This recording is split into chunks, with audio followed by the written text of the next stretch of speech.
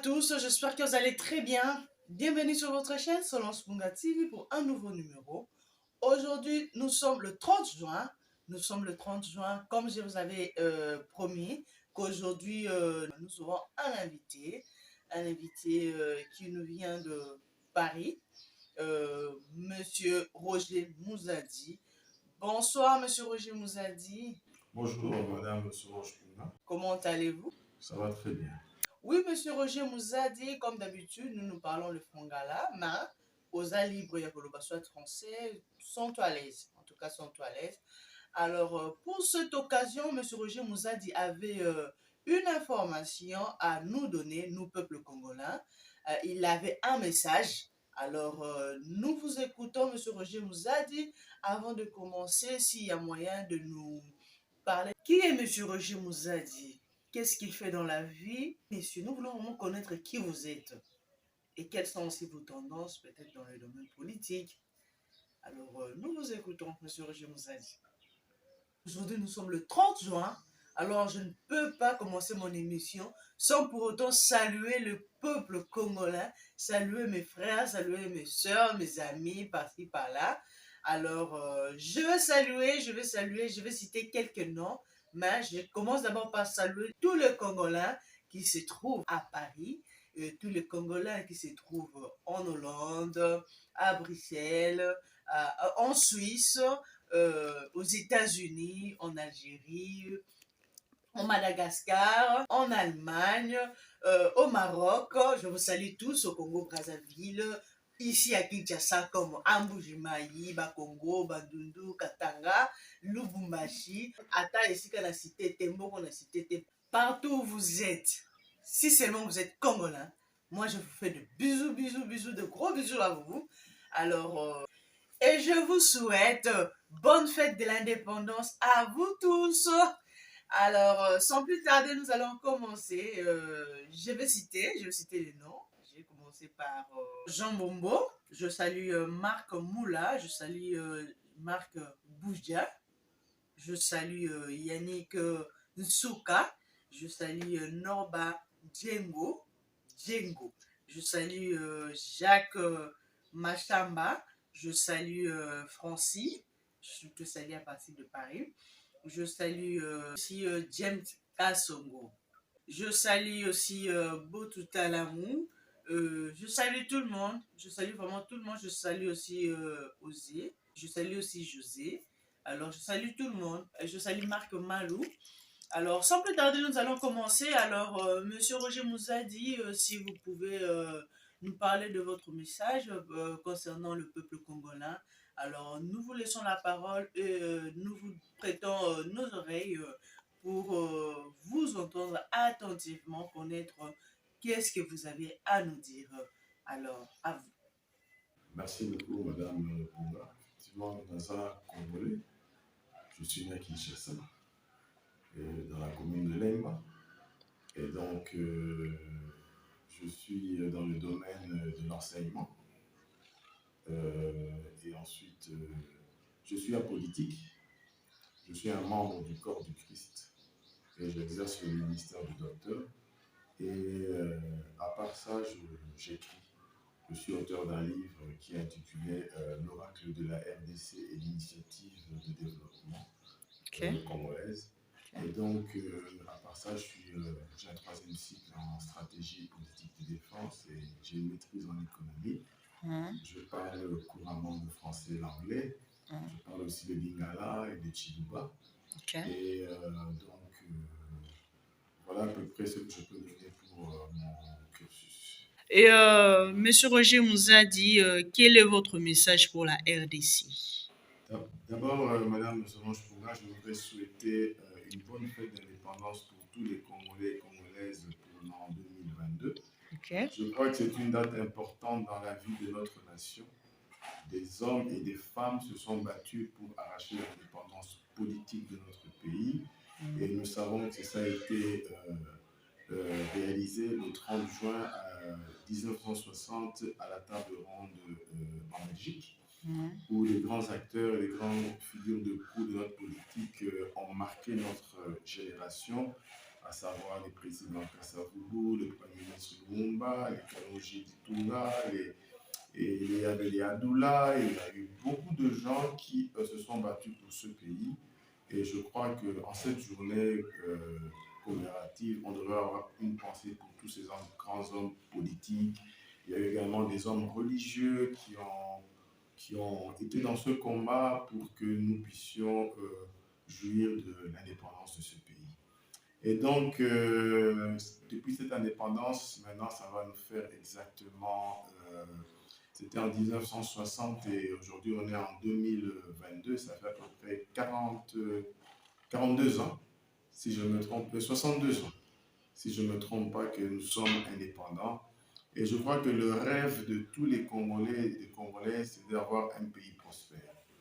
Et aujourd'hui, nous nous retrouvons dans une période assez sombre de notre histoire, avec des expériences très enrichissantes, où des hommes et des femmes ont tenté d'apporter un projet pour ce pays. Et malgré les difficultés, malgré les blocages, notre pays tente, et je sais qu'à la fin arrivera au projet de Dieu pour la RDC. Ce que je voudrais dire à mes frères et mes sœurs congolais et congolaises, que je voudrais prendre la phrase de Premier ministre Emery Lumumba qui disait « L'avenir du Congo est radieux ». Oui, c'était une parole prophétique parce que Dieu a un projet merveilleux pour ce pays. Et il faudrait que tous les Congolais et les Congolaises se mettent derrière ce projet pour lequel Dieu veut le Congo pour que nous puissions avancer et pouvoir entrer dans notre destinée prophétique. Je ne suis pas prophète, mais Dieu m'a donné cette grâce d'avoir la parole de sagesse et de pouvoir comprendre les énigmes, de pouvoir comprendre les oracles pour permettre aux autorités politiques de pouvoir entrer dans la destinée prophétique de la RDC.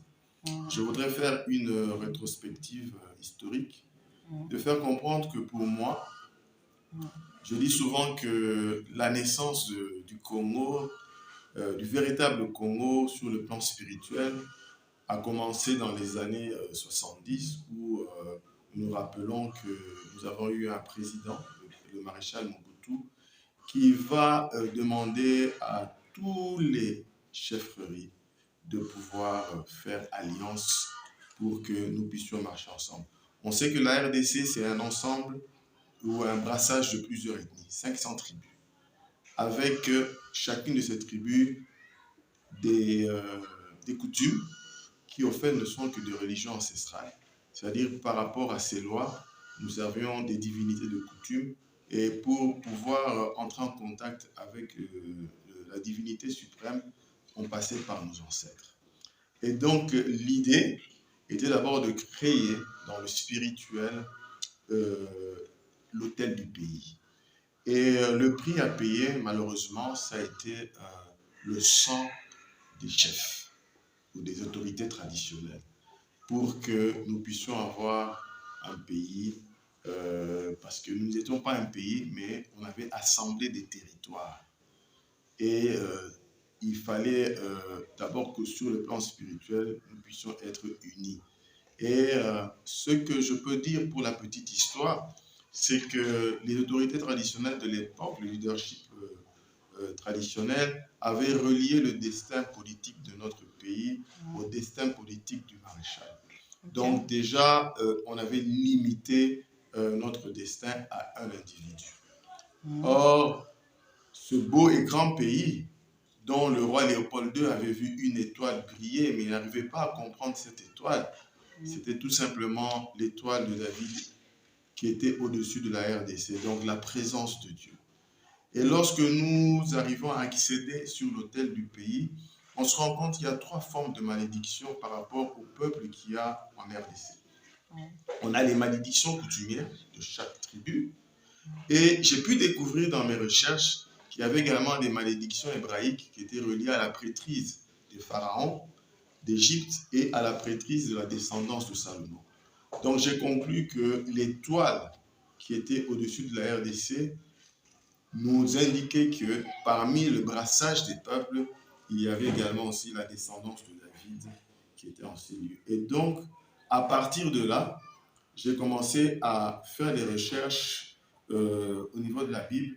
Et il y a deux passages dans la Bible, dans l'Ancien Testament, c'est-à-dire Sophonie 3, 9, 12 et Ésaïe 18, qui annoncent la RDC, le peuple aux lèvres pures, le pays des fleuves au-delà de l'Éthiopie. Et donc, à partir aussi également des prophéties des grands prophètes et des prophètes mineurs, des pasteurs ici en RDC, effectivement, j'ai continué à travailler pour pouvoir essayer de comprendre qu'est-ce que Dieu voulait faire pour la RDC. Je voudrais annoncer au peuple congolais ce qui suit et qu'ils comprennent leur mission qu'il a pour le dernier millénaire, qui est le millénaire du développement. C'est très important. Ce que je voudrais dire, c'est que l'émergence de la RDC dans le plan divin commence par son église qui doit être restaurée. Et cette église a une mission. Et cette mission, c'est de pouvoir activer la prêtrise de Jésus, qui est l'homme providentiel et qui est le sacrificateur de Dieu. Ça, c'est d'une part. Et secondo, la deuxième mission, qui est de pouvoir apporter le véritable évangile à travers le monde.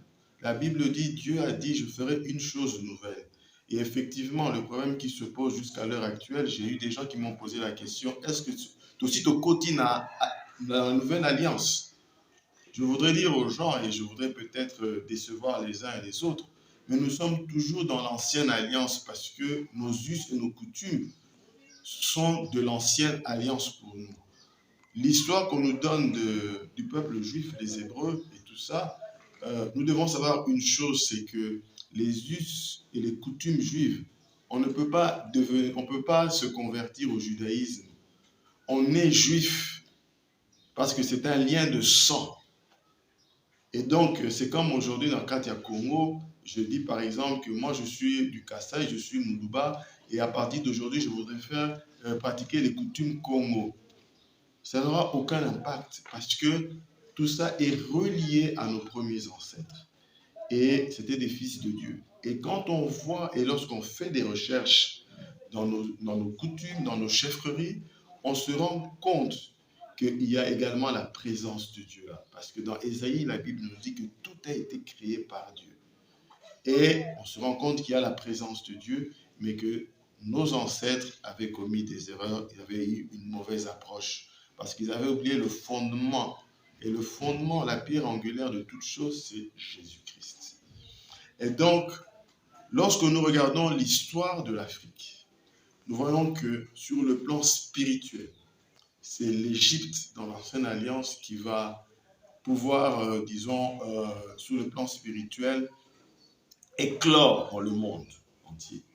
Et dans le dernier millénaire, c'est la RDC qui sera le leadership.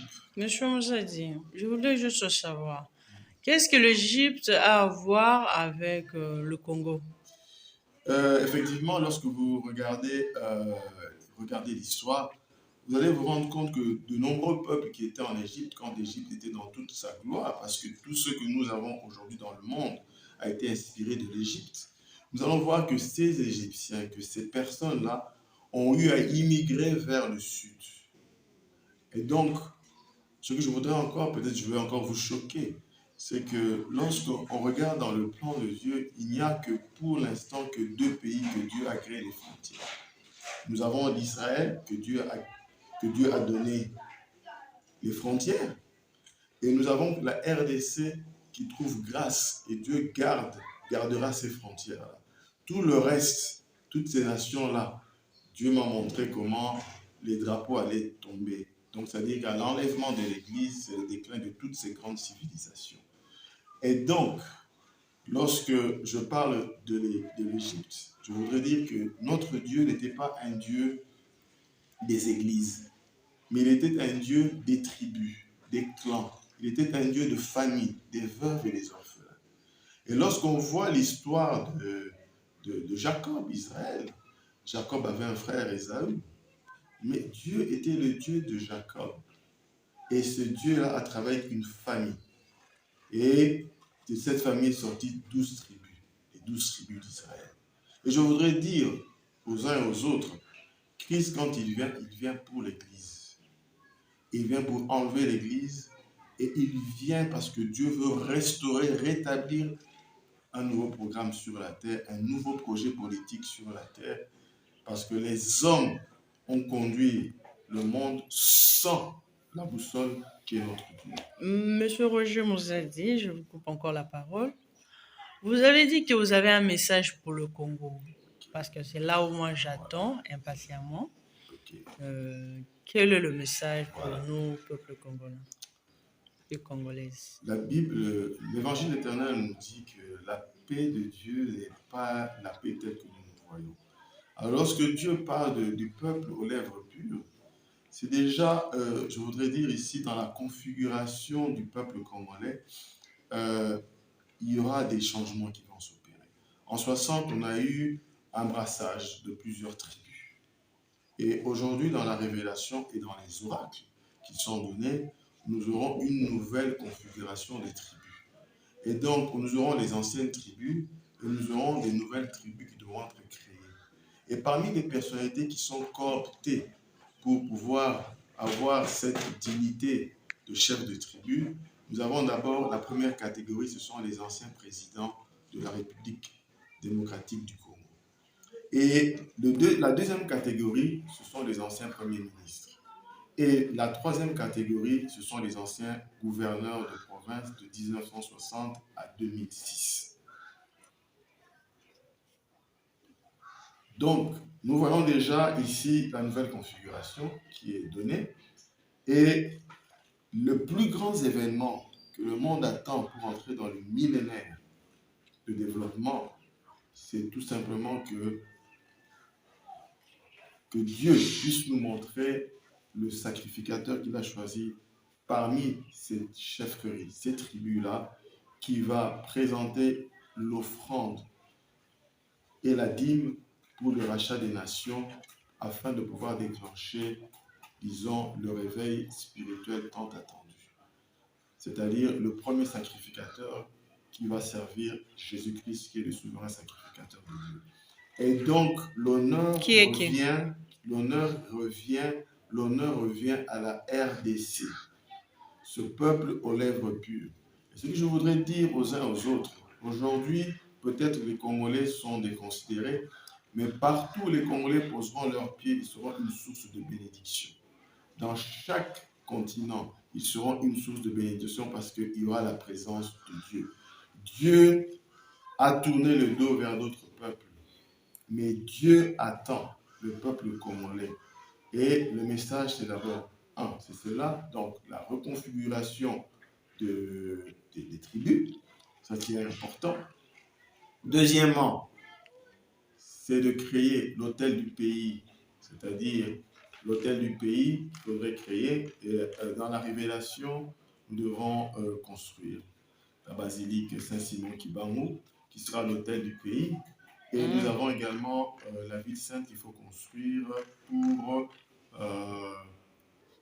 pour tous les sacrificateurs africains qui viendront également prier et chercher Dieu dans ce pays.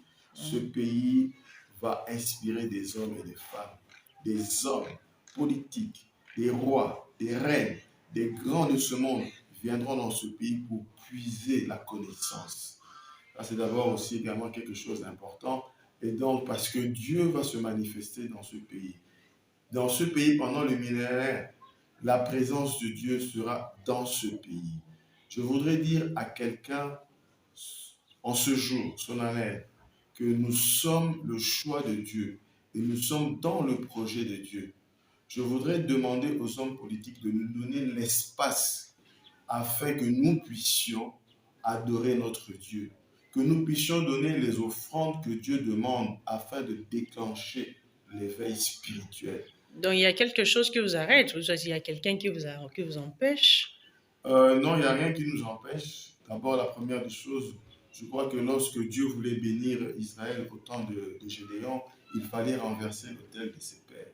Et lorsque Gédéon a renversé l'autel de ses pères, c'est en ce moment-là que Dieu a commencé à bénir Israël. C'est-à-dire que nous devons également renverser l'autel de nos ancêtres.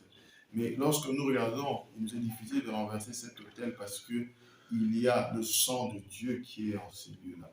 Et donc, maintenant, comment nous devons faire pour nous renverser? devons désactiver Désactiver comment ça? la prêtrise ancestrale. Et l'influence que nous aurons une influence dans notre religion, dans notre ordre social, une influence hébraïque. Nous devons désactiver ça en faisant quoi? Effectivement, mais il y a une offrande qu'il faut donner. Quelle offrande? Et l'offrande qu'il faut donner, il faudrait voir dans l'Apocalypse. Quand on regarde dans l'Apocalypse, on nous montre, on nous dit que le temple de Dieu, ainsi de suite, est construit par... On a des routes en or. Parce que moi, je sais que l'alliance qui a été faite aux enfants d'Israël avec Dieu, là, c'était leur alliance. L'alliance des enfants d'Israël avec leur Dieu. C'est ça, justement. Et je voudrais dire... Maintenant, qu'est-ce que ça a à voir avec nous? Oui, ça a à voir avec nous parce que je vous ai dit d'abord que Dieu est fidèle dans sa parole. On retrouve la trace du sang des enfants d'Israël, des Hébreux dans notre pays. Ça, c'est de 1. De 2, le ministère de Jésus est un ministère qui est international. La prêtrise de Jésus est supérieure à la prêtrise de Moïse. La prêtrise de Jésus est supérieure à la prêtrise d'Aaron. C'était pour le peuple juif. OK? Mais le leadership, Dieu a choisi un peuple saint, c'est-à-dire le peuple hébreu.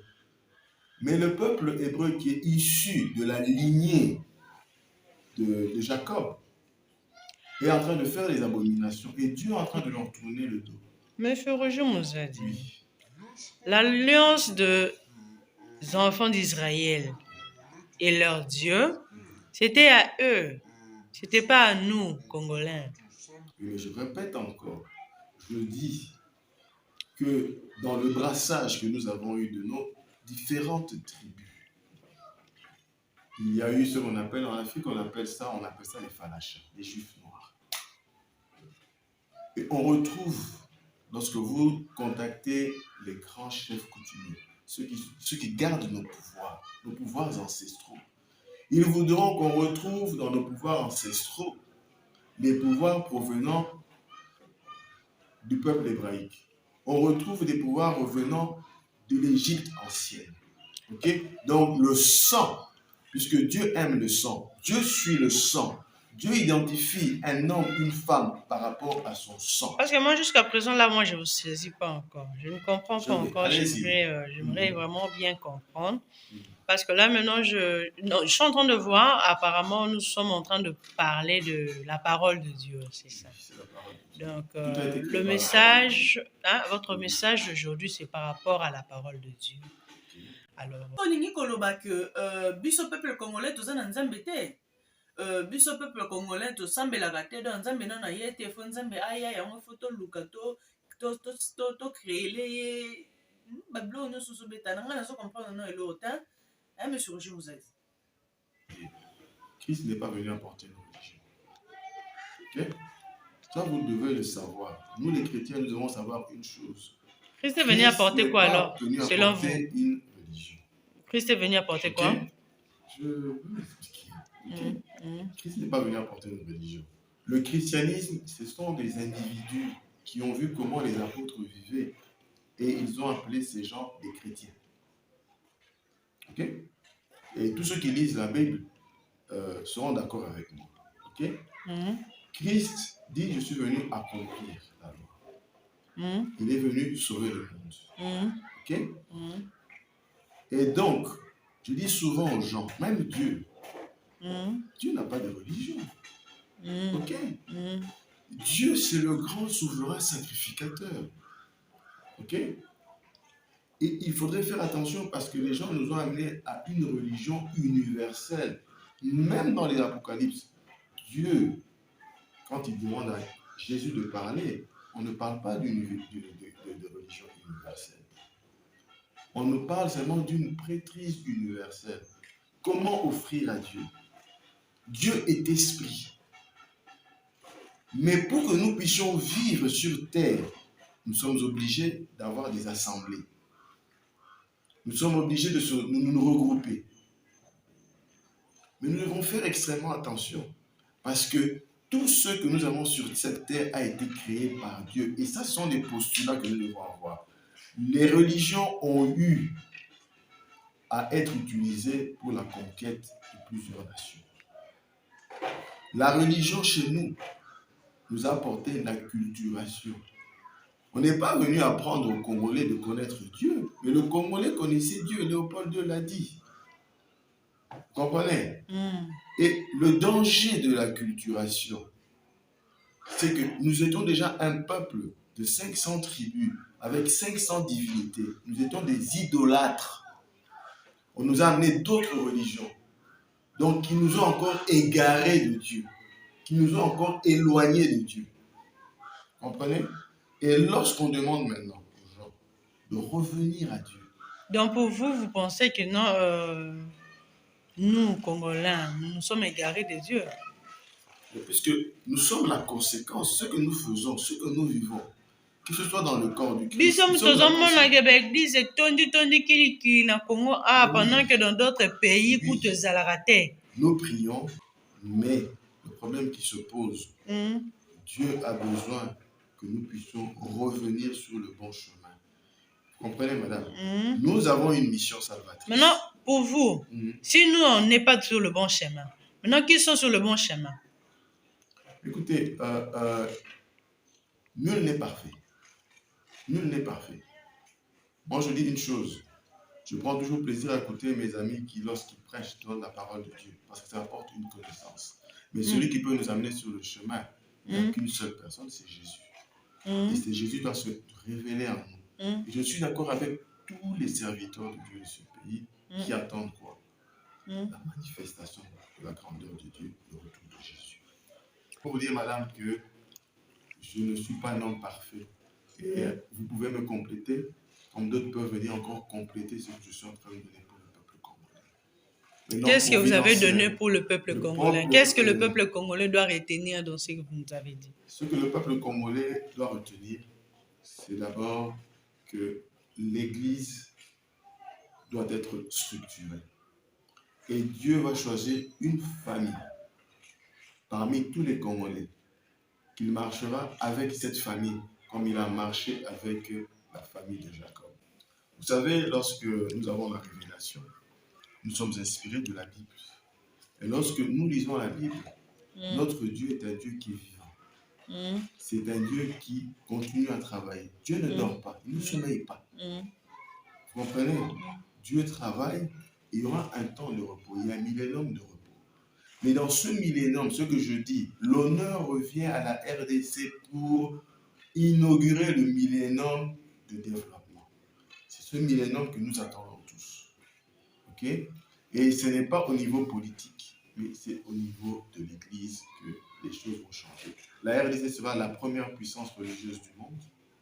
La RDC va innover sur le plan économique, parce que ce sera à partir de l'organisation de son Église, l'épargne populaire deviendra l'épargne, c'est-à-dire les offrandes et les dîmes qu'on va apporter à l'Éternel, à l'Église de Dieu, deviendra l'épargne populaire qui va propulser l'émergence de la RDC et qui va financer le projet des Nations Unies d'Afrique. Et le projet des Nations Unies d'Afrique, le siège des Nations Unies d'Afrique doit être dans le Bas-Congo.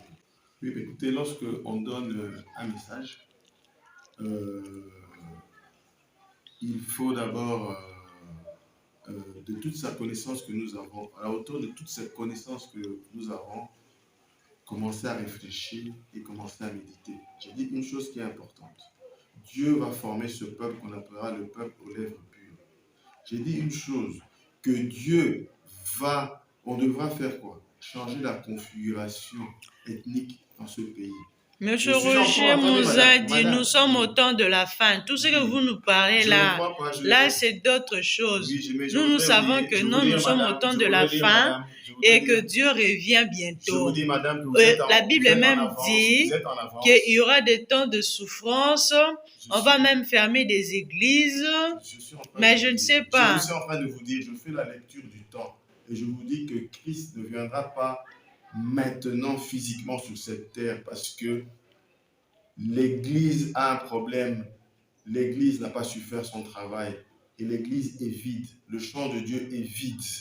Christ revient d'abord pour travailler afin de pouvoir faire entrer les gens dans l'église de Dieu. Je suis en train de dire Christ, pardon, recommencer un peu. Christ quoi? Christ revient. Quand il revient, ouais. il ne revient pas dans la dimension physique ici. Je vais vous donner une révélation, madame. Non, vous avez dit que Christ revient pourquoi d'abord? Attendez, je suis en train de vous dire. Écoutez-moi d'abord. Laissez-moi donner mon message et gardez pour vous les révélations que les autres ont données.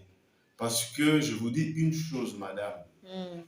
Dieu va activer la prêtrise qu'il avait désactivée sur l'autel du jardin d'Éden. On a écrit ça où? On a écrit ça où comme référence dans la Bible? Moi aussi, j'irai chercher. Laissez-moi parler. Je voudrais vous dire à vos dieux qui ont la connaissance, demandez-leur de faire sortir les prophéties sur l'Afrique qu'on a cachées. Demandez-leur pourquoi ils ont voulu blanchir. Donc vous en avez. Parler, madame. Donc vous êtes prophète. Laissez-moi parler, s'il vous plaît, madame. Laissez-moi passer mon message. Ok. Je vous laisse. Laissez-moi passer mon message. On a blanchi toutes ces choses que vous voyez, toutes ces révélations. Demandez à ces gens-là qui sont dans ces grandes églises et autres de faire sortir toutes ces prophéties pour que nous puissions entrer dans l'ère du développement. Aujourd'hui, tous les mystiques, toutes les personnes savent que c'est de l'Afrique qui aura un impact, le changement de tout ce qu'il y a dans le monde. Mais on fait croire aux Africains, et en particulier aux Congolais, que le message de Dieu doit venir de l'extérieur. Dieu suscitera des hommes et des femmes dans ce pays. Mais comment vous nous dites que non, nous n'avons pas encore trouvé Dieu? Non, je ne dis pas que nous n'avons pas trouvé Dieu. On ne prie pas bien, Dieu n'est pas ici. Dieu doit venir ici au Congo. Vous parlez d'une chose et d'une autre que vous ne comprenez pas. Je vous ai dit que Dieu veut se révéler au Congo. Et Dieu veut se révéler dans une dimension extraordinaire. Ok? Donc il ne l'a jamais fait. Il l'a fait parce qu'il y a des hommes et des femmes aussi qui rencontrent Dieu. Mais Dieu veut le faire pour les 80 millions de Congolais. Et la prophétie n'est pas pour un homme d'État.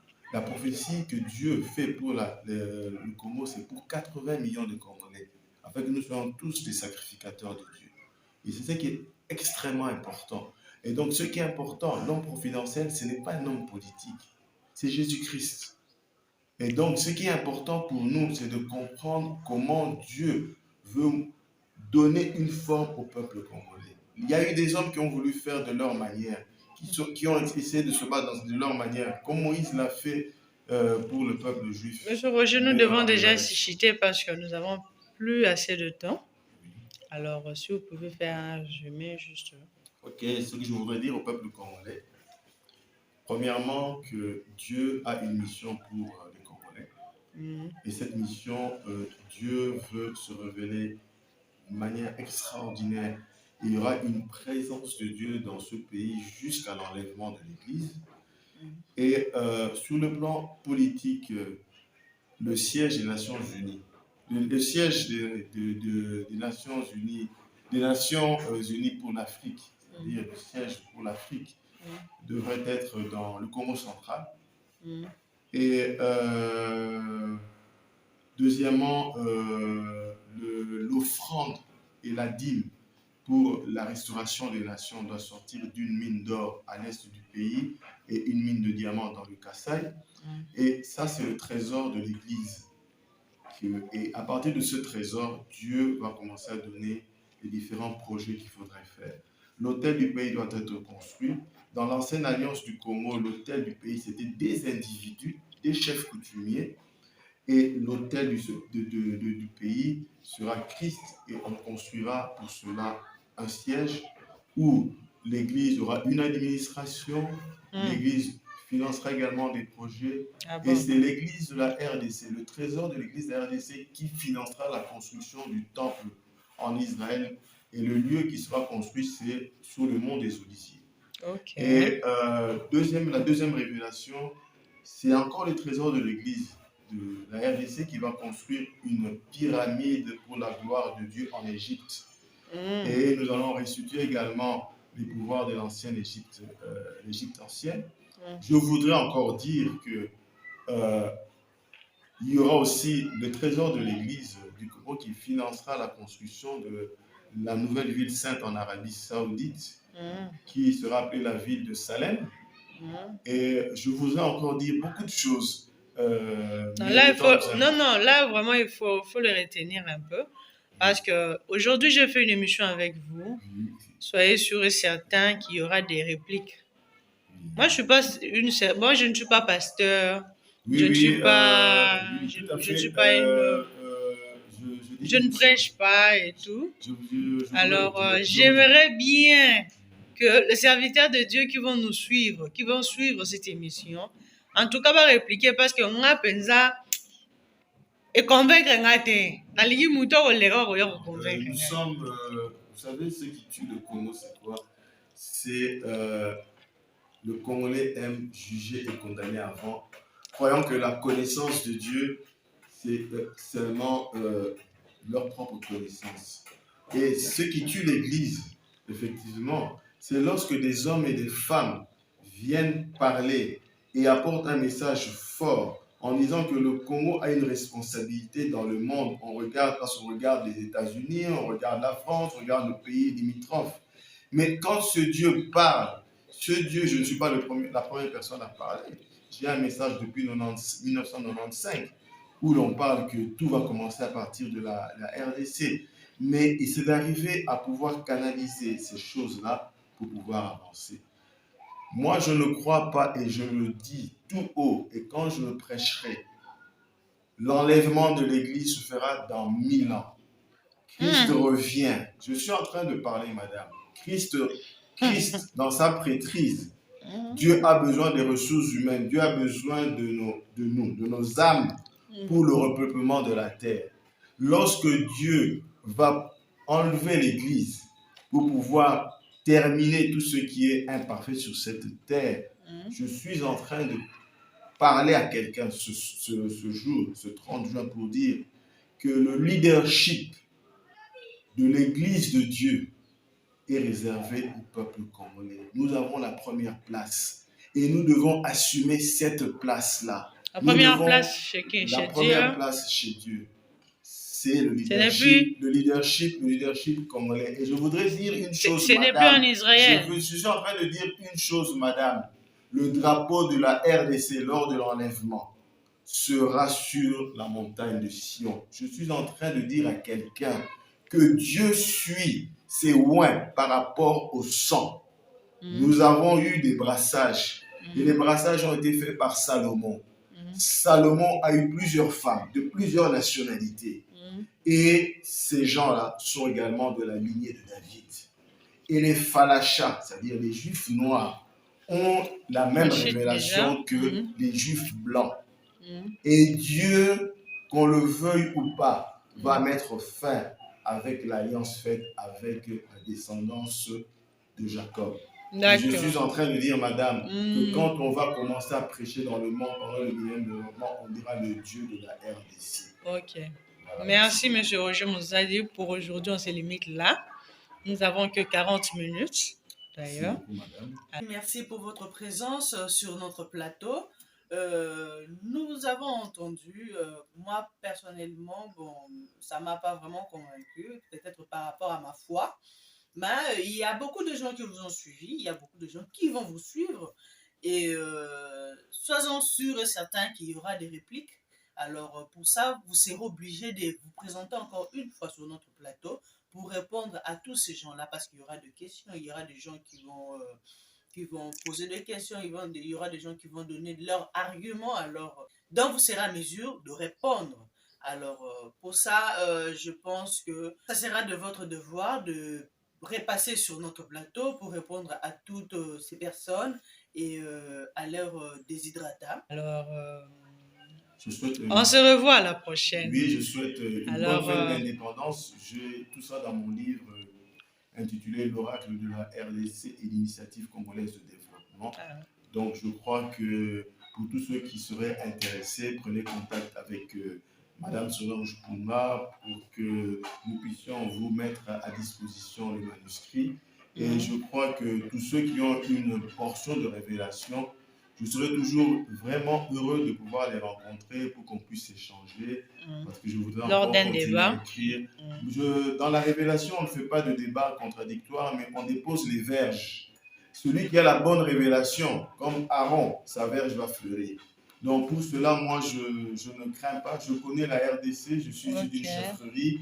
Je connais comment... S'il y a moyen de saluer même 2 ou 3 personnes pour l'occasion. Je salue mon collègue, le prophète Patrick Tambou. Je salue mes enfants, Milka, Gisrel, Akaz, Maoua.